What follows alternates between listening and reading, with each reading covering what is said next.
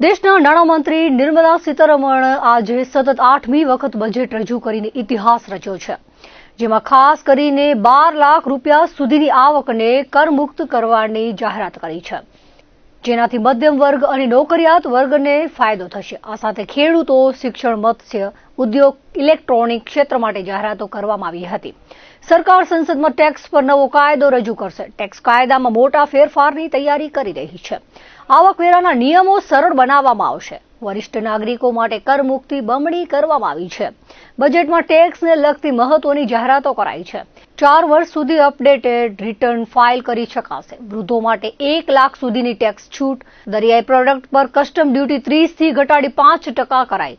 Frozen fish paste પર custom duty 15%થી ઘટાડી 5% કરાઈ।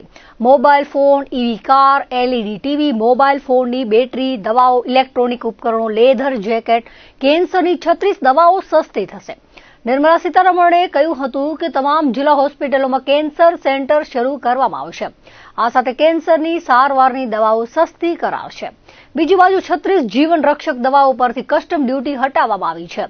તમામ સરકારી માધ્યમિક શાળાઓ અને પ્રાથમિક આરોગ્ય કેન્દ્રોને બ્રોડબેન્ડ કનેક્ટિવિટી પ્રદાન કરવામાં આવશે। સ્ટાર્ટઅપ માટે સરકારના 10,000 કરોડ રૂપિયાના યોગદાનથી ફંડની વ્યવસ્થા કરવામાં આવશે।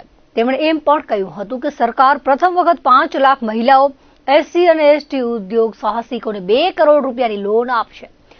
નાણામંત્રીએ પોતાના બજેટમાં ખેડૂતો, મહિલાઓ અને યુવાનો સહિત તમામ વર્ગને ખુશ કરવાનો પ્રયત્ન કર્યો છે। દેશના વડાપ્રધાન નરેન્દ્ર મોદી, ભાજપના રાષ્ટ્રીય અધ્યક્ષ જેપી નડ્ડા સહિતના દિગ્ગજોએ આ બજેટને વિકાસલક્ષી ગણાવ્યું હતું। ગુજરાત સરકારે પણ બજેટને આવકાર આપ્યો છે। કચ્છના સાંસદ વિનોદભાઈ ચાવડાએ કેન્દ્રીય બજેટને સમતોલ અને વિકાસને વેગવાન બનાવનાર ગણાવ્યું હતું।